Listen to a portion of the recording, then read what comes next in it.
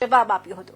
પોતાના સંબોધનમાં વડાપ્રધાન મોદીએ દેશમાં થયેલા વિકાસ કાર્યોનો ઉલ્લેખ કર્યો અને કહ્યું કે છેલ્લા વર્ષોમાં 25 કરોડ ભારતીયો ગરીબી રેખામાંથી બહાર આવ્યા છે।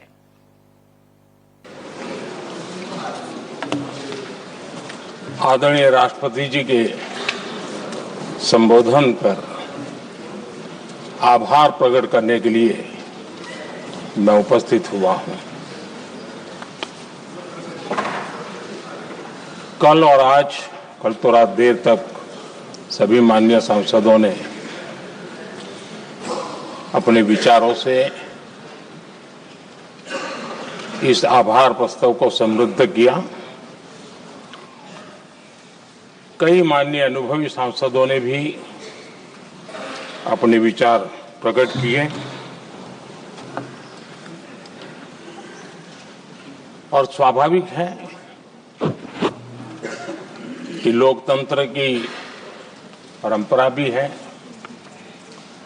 जहां आवश्यकता था वहां प्रशंसा हुई, जहां परेशानी थी वहां कुछ नकारात्मक बातें भी हुई, लेकिन ये बहुत स्वाभाविक है।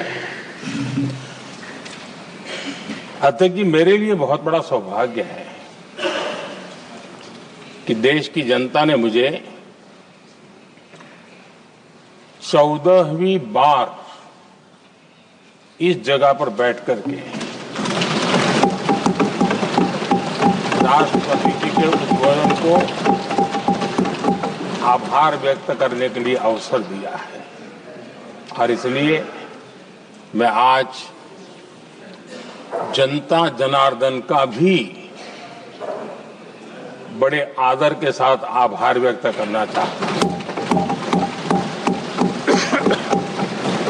और सदन में चर्चा में जिन जिन लोगों ने हिस्सा लिया, चर्चा को समृद्ध किया, उन सब का भी मैं आभार व्यक्त करता हूं।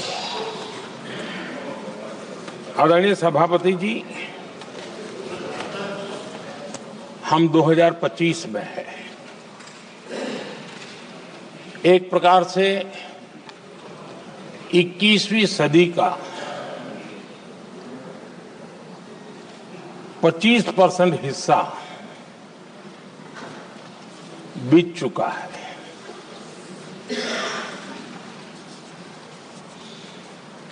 समय तय करेगा 20वीं सदी के आजादी के बाद और 21वीं सदी के प्रथम 25 साल में क्या हुआ, कैसा हुआ।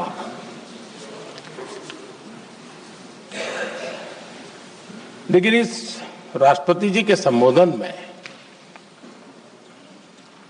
अगर हम बारीकी इसको अध्ययन करेंगे तो ये साफ नजर आता है कि उन्होंने देश के सामने भविष्य के 25 वर्ष और विकसित भारत के लिए एक नया विश्वास जगाने वाली बात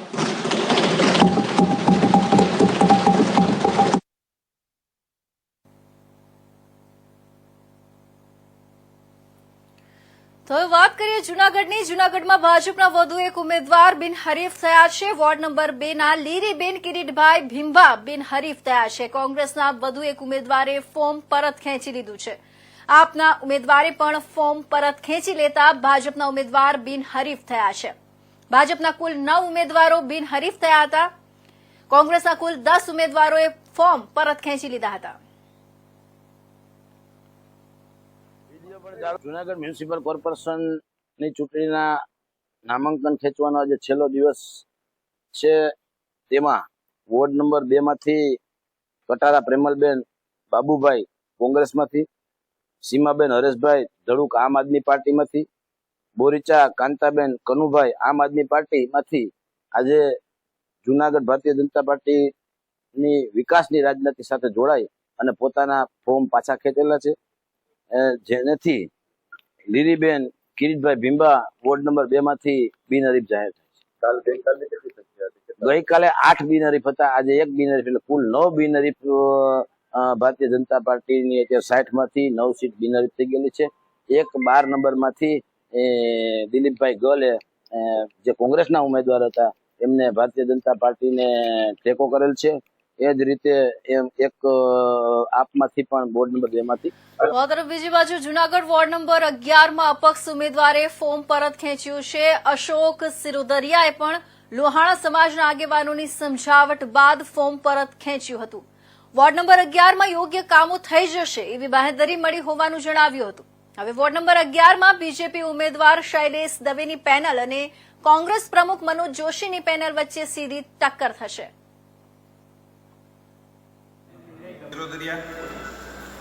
વોર્ડ નંબર 11 મેં અપક્ષ ફોર્મ ભરેલું હતું. હું 4 વર્ષથી હિન્દુ સંગઠનમાં કામ કરું છું. હિન્દુ લાગણી દુભાવવાના હિસાબથી મેં ફોર્મ ભરેલું હતું, પણ અમારા જ્ઞાતિ આગેવાન અને ભાજપ આગેવાન ડોલરભાઈ કોટેચા અને શ્રી ગિરીશભાઈ કોટેચાના કહેવાથી એમના અને ઉમેદવારોના વિશ્વાસ ઉપર આગળથી અમારી જે અપેક્ષા છે એ પ્રમાણે 11 નંબરમાં કામ થશે એવો વિશ્વાસ અપાવવામાં આવ્યો અને હું રાજી ખુશીથી મારું ફોર્મ. તો આ તરફ વાત કરીએ સુરતના કામરેજ વિસ્તારની. સુરતના કામરેજ ગામે વગર વરસાદે રસ્તા પર પાણી ભરાઈ ગયું. કામરેજના વોર્ડ નંબર 17ના રસ્તા ઉપર ગટરિયા પાણી ભરાઈ ગયા. ગટર લાઇન બ્લોક થઈ જતા આ સમસ્યા સર્જાઈ હતી. વિદ્યાર્થીઓ, રાહદારીઓ અને વાહન ચાલકો ગટરિયા પાણીમાં ચાલવા મજબૂર બન્યા છે. સ્થાનિકોને રોગચાળો ફાટી નીકળવાનો ભય સતાવી રહ્યો છે. રજૂઆત કરવા છતાં કામરેજ ગ્રામ પંચાયત દ્વારા કામગીરી કરવામાં આવી નથી. ટૂંક સમયમાં કામગીરી નહીં થાય તો સ્થાનિકો ગ્રામ પંચાયત પર જઈને હલ્લાબોલ કરશે. અવારનવાર આ પ્રકારની સ્થિતિનું નિર્માણ થાય છે. કથિરિયા, કામરેજ તાલુકા પંચાયત વિપક્ષ નેતા. જે તમારા મત વિસ્તારમાં ગટરિયા પાણી ઉભરાઈ રહ્યા છે, કયા પ્રકારની તમારી રજૂઆતો અને કેટલી તકલીફો સ્થાનિકોને? આ જે કાંઈ સમસ્યાઓ છે એ દરેક ગ્રામ પંચાયતની જવાબદારી હોય છે, કારણ કે સ્થાનિકો અહીંયા વેરા ભરતા હોય તે પંચાયતને ભરતા હોય. છતાં પણ તાલુકા પંચાયતના એક સભ્ય તરીકે હું અવારનવાર આ વિસ્તારની મુલાકાત લેતો હોય છે, પરંતુ આ પંચાયત 40,000થી 50,000થી વધારે વોટરો છે અને 2.5 લાખથી વધારે વસ્તી અહીં ધરાવે છે. એટલે પહેલાં તો આ ગ્રામ પંચાયત આજે પૂરું જે સુવિધાઓ આપી શકે એવી કોઈ સક્ષમ પંચાયત નથી અને પંચાયત ભ્રષ્ટાચાર સિવાય કાંઈ વસ્તુ કરતી નથી. લોકોને કેટલી તકલીફો પડે છે? લોકોને આ વિસ્તારની અંદર સ્ટ્રીટ લાઇટ, રોડ રસ્તા અને ગટરો આની ખૂબ મોટી સમસ્યાઓ છે. આ તમે જોઈ શકો છો કે અત્યારે ચોમાસું નથી, છતાં જો આ વિસ્તારની અંદર આવી પરિસ્થિતિ હોય તો ખરેખર આ પંચાયતે, તમારા માધ્યમથી હું જણાવું છું કે આ પંચાયતે ખરેખર રાજીનામું આપીને મહાનગરપાલિકા અથવા તો નગરપાલિકાને સામે.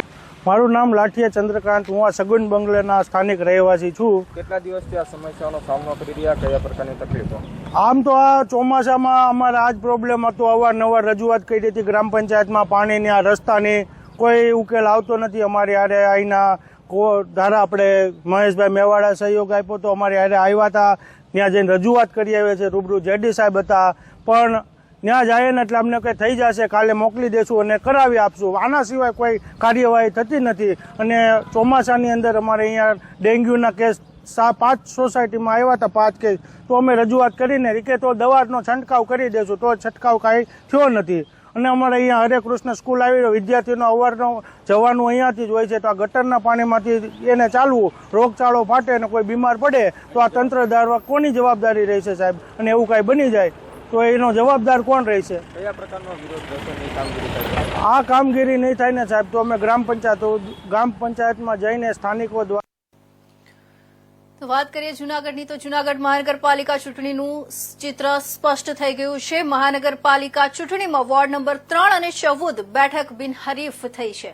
જૂનાગઢ મહાનગરપાલિકામાં કુલ 15 વોર્ડ આવેલા છે. નગરપાલિકા અંતર્ગત માંગરોળનો વોર્ડ નંબર 5માં 4 બેઠક બિનહરીફ. બાટવા નગરપાલિકામાં કુલ 3 વોર્ડ પર ભાજપ બિનહરીફ. તાલુકા પંચાયતની પ્લાસવા બેઠક પેટા ચૂંટણી બેઠક બિનહરીફ થઈ છે.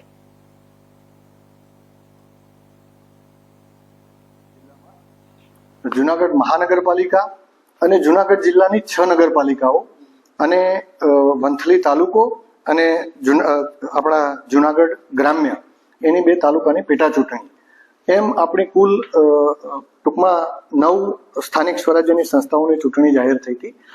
27 તારીખે એની જે નોટિસ ચાલુ થઈ હતી એ 1 તારીખ સુધીના ફોર્મ સ્વીકારી અને ગઈકાલે જ આપણે ચકાસણી પૂર્ણ કર્યા બાદ આજે ફોર્મ પરત ખેંચવાની તારીખ હતી અને 3 વાગ્યા સુધીમાં હવે જે આપણું ચિત્ર જે સ્પષ્ટ થાય છે તો આપણી મહાનગરપાલિકામાં કુલ 15 વોર્ડ છે. એમાં વોર્ડ નંબર 3 અને વોર્ડ નંબર 14 એ બંને બિનહરીફ જાહેર થાય છે. એટલે હવે બાકીના વોર્ડોની જે ચૂંટણી છે મહાનગરપાલિકાની એ આપણે 16 તારીખે એની ચૂંટણી યોજાશે. હવે આપણી 6 નગરપાલિકાઓનું જો જોઈએ આખી કામગીરી તો માંગરોળ નગરપાલિકાનો 5મો વોર્ડ બિનહરીફ થાય છે. એટલે એમાં એ 4 બેઠક બિનહરીફ જાહેર થઈ છે અને એની સામે બાંટવા નગરપાલિકાના કુલ 6 વોર્ડ હતા. એમાંથી 3 વોર્ડ અને એક બીજા નંબરના વોર્ડમાંથી 1 બેઠક એટલે કુલ 13 બેઠક આપણી બિનહરીફ જાહેર થઈ છે. એટલે નગરપાલિકાઓમાં કુલ એ રીતે 13 બેઠકો અને જામનગર આપણી જુનાગઢ મહાનગરપાલિકાની 12 બેઠકો એમ કરીને કુલ 25 બેઠકો અને તાલુકા પંચાયતમાં પ્લાસવાની 1 બેઠક.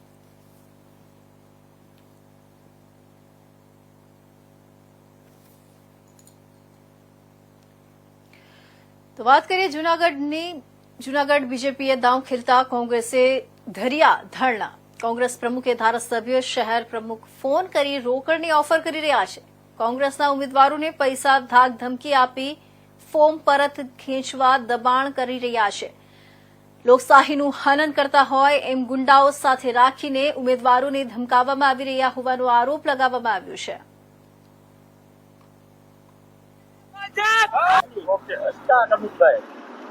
અમિત પટેલ, કાર્યકારી અધ્યક્ષ. આજે છેલ્લા 2 દિવસથી અમારા ઉમેદવારોને ધાક ધમકી અને લોકશાહીની હત્યા કરવાનું કામ ભારતીય જનતા પાર્ટીએ કર્યું છે. એટલા માટે આજે ધરણા ઉપર ઉતરવું પડ્યું છે અને હું ચોક્કસપણે કહીશ કે જેટલા ફોર્મ ખેંચાણા એમની ઉપર જે અત્યાચાર ગુજારવામાં આવ્યો છે ગુંડા તત્વોએ અને એમને જે પૈસાની ઓફરો કરવામાં આવી, એમને પૈસા આપવામાં આવ્યા, લાલચો આપવામાં આવી, આ દેશમાં અને આ જૂનાગઢની જનતા ને વિનંતી કરું છું કે આ લોકોને મતદાનનો અધિકાર. વોર્ડ નંબર 4 ના ઉમેદવાર કે આ ભાજપ વાળા તો હવે હદ કરી છે, ક્યારેય આવું નથી થયું અને આ લોકો બીક ભરી ગયા છે. એટલે આ 2 દી થયા ઉમેદવારોને હક નથી લેવા દેતા, ધાક ધમકીઓ આપી અને પૈસા 30,000 ની ઓફરો આપેલી છે. 30 લાખની ઓફરો આપી અને લઈ જવાનું કરે છે. આ જુનાગઢની તેજુરીઓ ખાલી કરી અને આ ભ્રષ્ટાચારીઓ પોતે તો છે પણ હજી જે ઉમેદવારો ફોર્મ ભરેલા છે એને શીખવાડે છે કે અમારી વાયદે તમે ભ્રષ્ટાચારીઓ બની જાઓ. આ તે કઈ જાતની સરકાર છે? આ મોદીને ધ્યાન રાખવું જોઈએ. આ આબરૂ મોદીની જાય છે. આ જુનાગઢમાં કોઈ વિકાસ નથી થયો, ક્યાંય જઈ શકે એમ નથી. મત માંગવા પબ્લિક નારાજ છે એટલે એને આવા ધંધા ઉપાડ્યા છે. આવા ધંધા બંધ કરો, તમને પબ્લિક જાણી ગઈ છે. ગુંડાગીરી બંધ કરો. તમે જો પાણીયાળા હો તો ઓકળા સાફ કરો. જે ઓકળા દબાવેલા છે જુનાગઢના એને કઈ તું જો મારા ઉમેદવારીની ટિકિટો જો ખેસાવામાં 1લો નંબર હોય તો ઓકળા સાફ કરાય. ઓકળામાં તે દબાણ કરેલા છે એ કાઈ જેને કહી અને નકર અશુક નીકળશે તારા ઓકળાના દબાણ. હું છેલ્લા ટેકી કહું છું કે જો મારા બાપમાં ફેરવાય જો તારા ઓકળા ઉપર જો મેં દબાણ ખેંચવાની છેલ્લી તારીખ હતી. હું વોર્ડ નંબર 7 માંથી ઉમેદવારી કરી છે અને છેલ્લી તારીખની અંદર જે ભાજપે ગુંડાગર્દી અને લોકશાહીનું પતન જે ઘડી રહ્યા છે, આજે ભાજપના સારા નેતા ઉચ્ચ કક્ષાના પછી એમના ગુંડા પોતાની પાર્ટીમાંથી અને જેની ઉપર ગુનેગાર એવડા છે એમને ઉમેદવાર તરીકે ઉતાર્યા છે જુનાગઢની મહાનગરપાલિકામાં. આજે તમામ પ્રયાસો, મરણીયા પ્રયાસો સુધીની તમામ અહીંયા આજે બધું કરવામાં આવ્યું છે. બધા ફોન કર્યા છે, વોટ્સએપ કોલ કરી અને બધી ઓફરો પૈસાથી લઈ અને જે હોદ્દા સુધીની બધી ઓફરો તમામ એની પ્રયાસો અપનાવ્યા છે, પણ અમે આજ સુધી જુનાગઢની પ્રજાની, અમારા વોર્ડની પ્રજાની સુખાકારી માટે અમે વેચાણા નથી અને આજે અમે લોકશાહીનો મુદ્દો લઈ અને પ્રજાની વચ્ચે જવા. તો જૂનાગઢમાં વોર્ડ નંબર 11માં અપક્ષ ઉમેદવાર હિતેન ઉદાણીને ફોર્મ પરત ખેંચ્યું છે. વોર્ડ નંબર 10માં હજુ હિતેન ઉદાણી અપક્ષ ઉમેદવાર તરીકે યથાવત છે. વોર્ડ નંબર 11માં સ્વેચ્છાએ ફોર્મ પરત ખેંચ્યું છે. 3 વખત ભાજપમાંથી નગરસેવક તરીકે ચૂંટાયેલા હતા હિતેન ઉદાણી, કે જો વોર્ડ નંબર 10 અને વોર્ડ નંબર 11માં અપક્ષ ઉમેદવાર તરીકે હિતેન ઉદાણીએ ફોર્મ ભર્યું હતું. અપક્ષ ઉમેદવાર તરીકે ફોર્મ ભર્યું હોવાથી આગામી 2 દિવસમાં ભાજપના સક્રિય કાર્યકર્તા પદ પરથી પણ હિતેન ઉદાણી રાજીનામું આપશે. હું હિતેશભાઈ ઉદાણી આજે વોર્ડ નંબર 10 અને 11માં બેમાં અપક્ષ ફોર્મ ભર્યું હતું. આજે 11માં વોર્ડમાંથી મેં પાછું અપક્ષ ફોર્મ ખેંચી લીધું છે ને વોર્ડ નંબર 10માં મેં ફોર્મ ચાલુ રાખ્યું છે. બીજું સસ્તી રીતે ખેંચ્યું. 2 વોર્ડમાં તો મારે લડવું જ નહોતું, એક જ વોર્ડમાં લડવું હતું. એટલે આજે બીજું કે હું મારા ભાજપમાંથી પ્રાથમિક સભ્ય અને સક્રિય સભ્યમાંથી બેમાંથી રાજીનામું આપું છું. રાજીનામું મારે ભાજપમાં દેવા જવું પડે એટલે 2-4 દિવસ પછી દઈ 2-3 દિવસ પછી ગુરુવાર અથવા શુક્રવારે અને હું મારું રાજીનામું દઈ દઈશ, કારણ કે હું અત્યારે અપક્ષ લડું છું. એટલે એની તો કડીના ધારાસભ્ય કરશનભાઈ સોલંકીનું લાંબી માંદગી બાદ અવસાન થયું છે. 108ના હુલામણા નામેથી જાણીતા કરશનભાઈ સોલંકીનું અવસાન થયું છે. છેલ્લા ઘણા સમયથી કેન્સરથી બીમારીથી પીડાઈ રહ્યા હતા. અમદાવાદ હોસ્પિટલ ખાતે મોડી રાત્રે તબિયત લથડતા તેઓનું નિધન થયું હતું. કરશનભાઈ સોલંકીના પાર્થિવ દેહને દર્શન માટે મુકાયો હતો. રાજ્યના મુખ્યમંત્રી ભૂપેન્દ્ર પટેલ, આરોગ્ય પ્રધાન ઋષિકેશ પટેલ, નીતિનભાઈ પટેલ સહિતના નેતાઓએ પાર્થિવ દેહના દર્શન કર્યા હતા. કરશનભાઈ સોલંકીના પાર્થિવ દેહને નગરાસણ ખાતે અંતિમ સંસ્કાર માટે લઈ જવાયો હતો.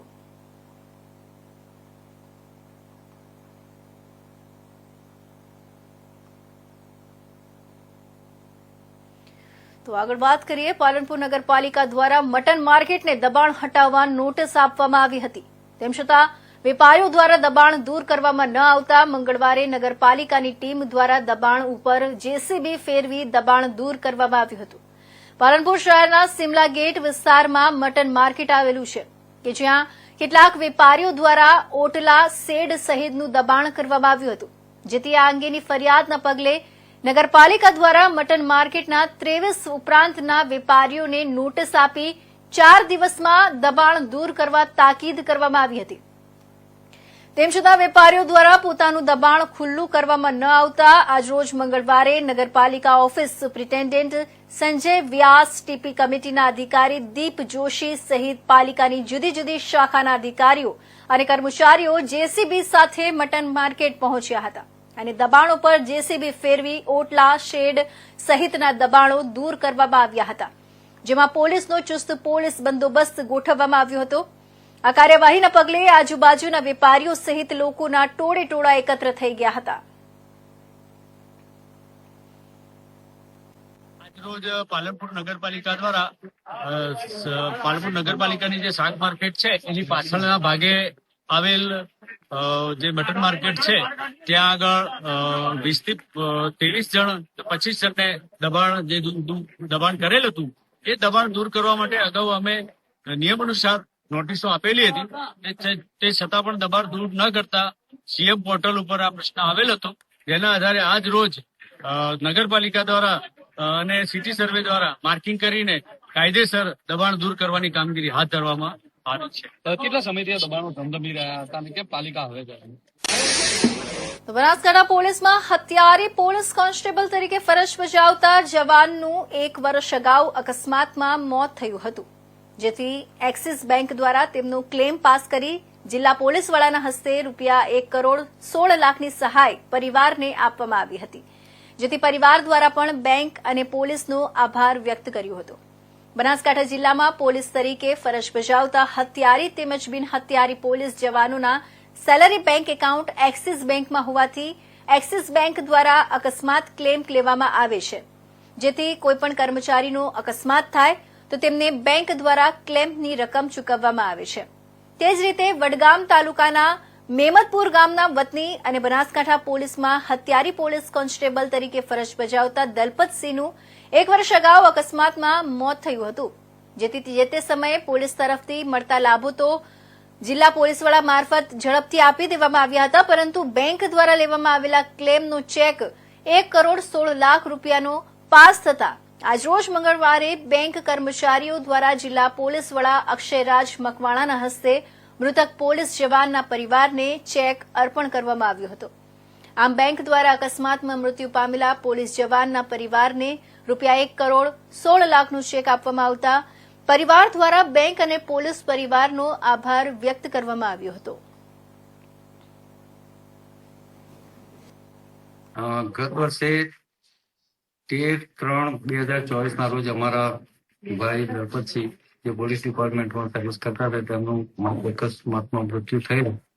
તે સંદર્ભે તેમના જે ખાતાકીય લાભો તો ડીએસપી સાહેબના માર્ગદર્શન હેઠળ અમને ઝડપી મળી જ ગયા હતા અને બેંકનો જે સેલરી એકાઉન્ટનો જે ક્લેમ હતો મારા માટે બહુ ખાસ દિવસ છે, કેમ કે અમે લોકો આજે પોલીસ કર્મચારી જે સાહેબ હતા એમના જે ફેમિલીને આપણે સપોર્ટ કરી શક્યા. અમારું જે ટાઈઅપ હતું પોલીસ ડિપાર્ટમેન્ટ સાથે સેલરી એકાઉન્ટ સાથે જે એક્સિડેન્ટલ ડેથ ઇન્સ્યોરન્સ છે, તો અમે લોકોએ એમને કંઈ પણ પરિવારને અમને ખબર હતી કે પરિવારને આટલી બધી તકલીફ છે, તો અમે લોકોએ સામેથી જઈને પરિવારને મળીને એમની જે પણ ફોર્મેલિટીઝ કરવાની હતી અમે ત્યાં ઘરે જઈને વિધાઉટ એની એ લોકોને કંઈ ધક્કા ખાવા પડે બ્રાન્ચમાં, બેંકમાં કે પછી કોઈ ઇન્સ્યોરન્સ કંપનીમાં, અમે લોકો ત્યાં ઘરે જઈને એમને બધી સગવડ પાડી અને એ લોકોને 1,16,00,000નું જે ઇન્સ્યોરન્સ કવરેજ હતું એમને આજે એસપી સાહેબના હસ્તે એમને અપાયું અને એટલા માટે અમે એસપી સાહેબના પોલીસ પરિવારના એક અમારા હથિયારી પોલીસ કોન્સ્ટેબલ કે જેમનું મૃત્યુ ગયા વર્ષે થયું હતું રોડ અકસ્માતમાં, તેને આજે એક્સિસ બેંકની દ્વારા આજે 1,16,00,000 રૂપિયાની સહાય રકમ ચૂકવવામાં આવી છે. આ પ્રસંગે એમનો પરિવાર હાજર છે અને અમે લોકો આજે 1,16,00,000 રૂપિયાની રકમ એમને ચૂકવી છે. હું આપ લોકોને જણાવવા માંગીશ કે દરેક વ્યક્તિઓના જે અમારે પોલીસમાં નોકરી કરે છે તે લોકોના અમે સેલરી એકાઉન્ટ જે છે એ અમે એક્સિસ બેંકમાં ખોલ્યા હોય છે અને એક્સિસ બેંક જે છે એ આ ખાસ પ્રકારનો એક વીમો આપે છે કે જેમાં કોઈ અનેચરલ ડેથ હોય છે. તો રાજ્યમાં હાર્ટ એટેકથી મૃત્યુ થવાની ઘટનાઓ અટકવાનું નામ નથી લેતી, જોકે હવે નવયુવાનોના બદલે આધેડ વયના લોકો તેનો શિકાર થઈ રહ્યા છે. છેલ્લા 72 કલાકમાં રાજકોટમાં 7 લોકોના હાર્ટ એટેકથી મોત થયા હતા, જેમાં શહેરના 50 થી 60 વર્ષના લોકો હાર્ટ એટેકમાં મૃત્યુ પામ્યા. સમય આવી ગયો છે કે સરકાર હાર્ટ એટેક માટે હવે ગંભીરતાથી વિચારી લે. એવું રાજ્યમાં પહેલા ક્યારેય બન્યું નથી કે ગુજરાતમાં લોકો જાહેરમાં આ રીતે ઢળી પડતા હોય. હાર્ટ એટેક કોઈ છુપી બીમારીની જેમ લોકોના હૃદય પર એટેક કરી રહ્યું છે, જેમાં જીવ જતા વાર પણ નથી લાગતી.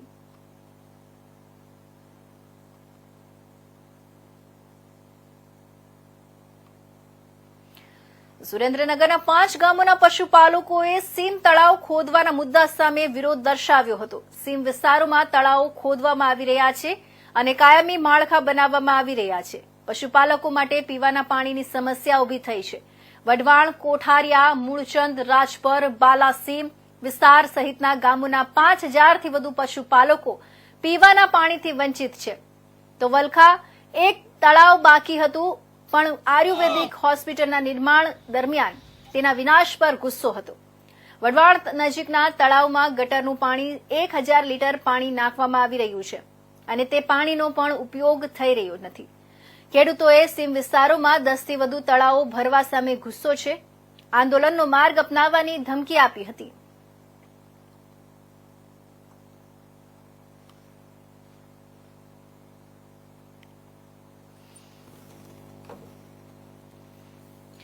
તો ત્યારના આજના મહત્વના સમાચારમાં બસ આટલું જ. નવા સમાચાર સાથે ફરી મળીશું. ત્યાં સુધી રજા આપશો. નમસ્કાર.